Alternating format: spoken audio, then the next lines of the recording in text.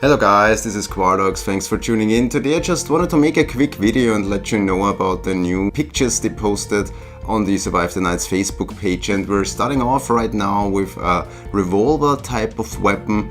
I think it could be some sort of longhorn with only one shot in the chamber maybe. It doesn't say what caliber it is, but I think when you get a headshot with it you will leave an impact. Next up we got a beautiful landscape picture on the opposite side of the hill where the sun shines over and you see the god rays. I think that is exactly where the developer video took place, where he walked down the hill and saw two houses.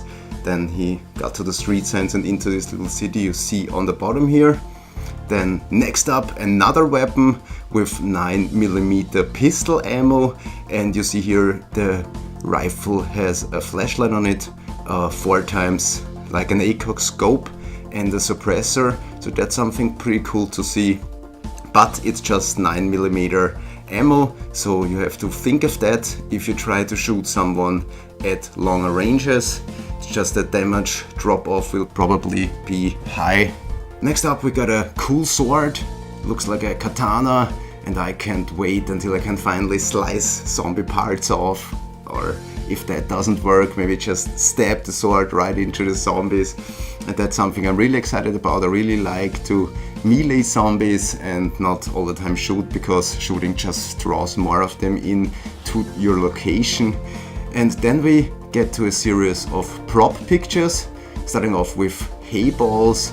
They will just be in the environment. I don't think that you can actually use them or make like an animal farm and use the hay. Maybe later in the game if the people want it, but right now I think it's just a world prop. Then we got the lock holder next, and that is an item I think you can actually use, or not like move around, but I think you can stack up your locks in this frame, and then if you need firewood you can just go there and take it.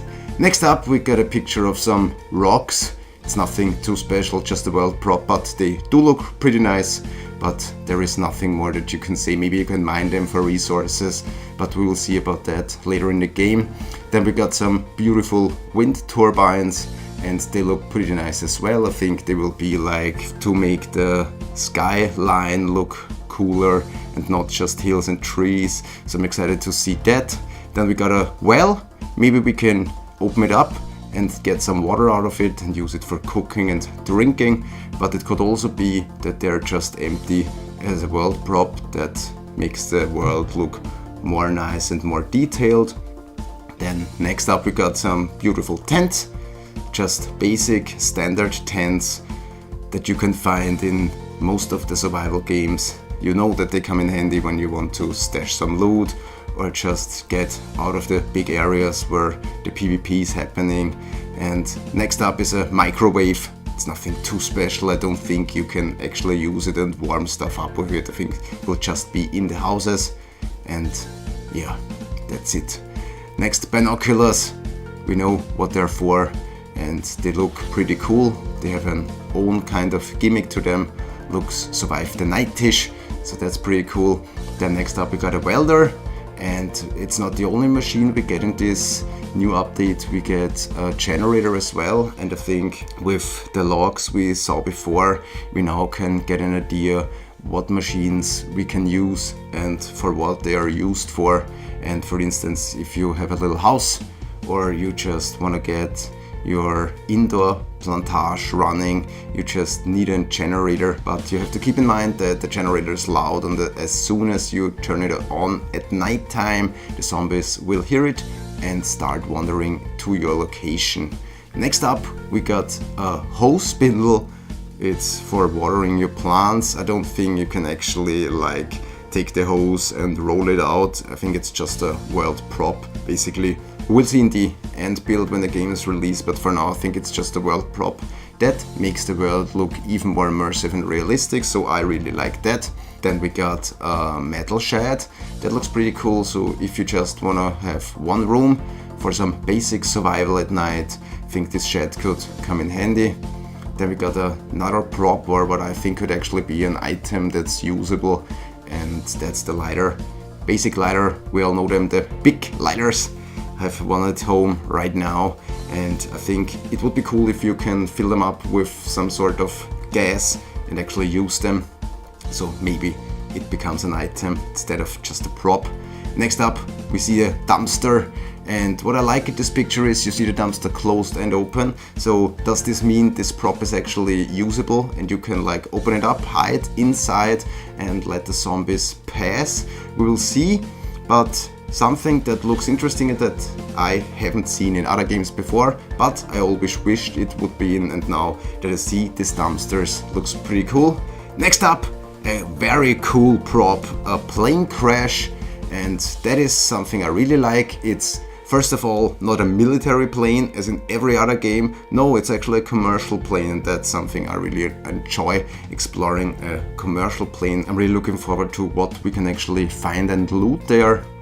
But overall this update is pretty cool, and there is one more special item at the end. No, it's not the parking stop you see right here, but it has something to do with vehicles. And without further ado, let's jump in. We got actually not a car, not a motorcycle, no, but an actual houseboat, I think. It doesn't look all that good, I think, but to have an houseboat in the game, that is amazing. And that is what my channel is all about, and I want to get the amazement out there to you guys too. Could they have done a better job with texturing the houseboat itself, and it's just basically a house on a foundation on the water? I don't know, maybe a little bit more of a boat form.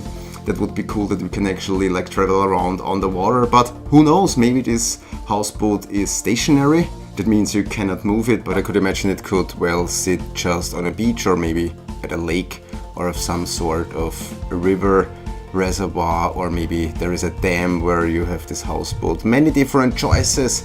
And now I just show you the last picture. I have forgotten, it's a silo. You can think of what you can put in there, from grain over fuel to water. Everything fits in the silo. All in all, that is a pretty cool idea, with this little shed and the tents and the big industrial buildings and the little wood shacks and everything we've seen so far. It's pretty amazing.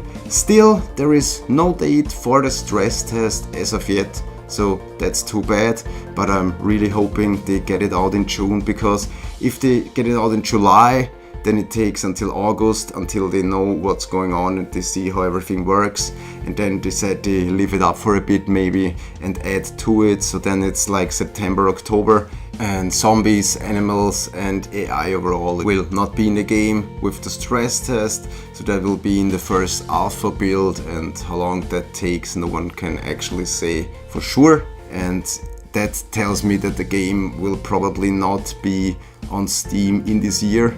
So I really hope they try to get a stable build together as soon as possible, because people are waiting. And for everyone I see in the Facebook pages asking every day, when is the release and when is it on Steam, and all the same questions every day. People are really excited. I also see many messages where people actually want to buy the game, but with no stress test in sight and not much developer information as well. It's pretty hard to say when the stress test is. Now and then the devs actually comment on questions on Facebook and tell them the stress test is soon, but we've heard that 2 months ago, so I don't know what to think exactly about it. Too bad that they are not working with me so I can tell you more, but what can I do, guys? I'm just a guy who tries to put up cool content for you. With that being said, I hope you like this video.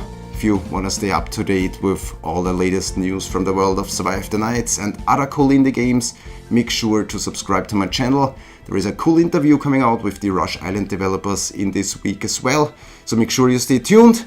Anyways, thanks for watching. Until next time, I'm Quardox, HEV, out.